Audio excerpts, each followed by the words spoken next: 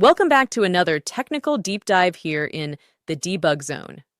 Today we're tackling a big question and breaking it down with insights from other users. Hopefully this clears up some misconceptions and helps you get the answer you need.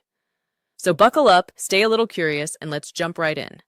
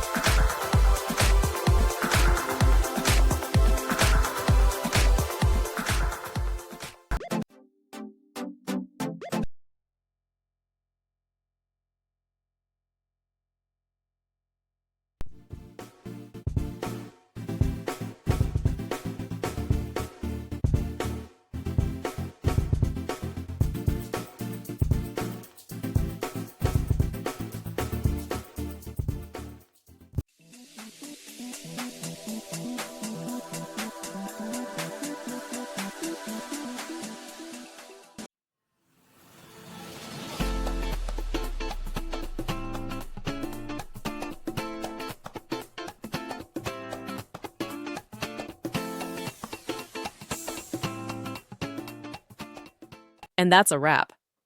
I hope you found the answer you were looking for. If you did, take a second to hit that subscribe button. It really helps out.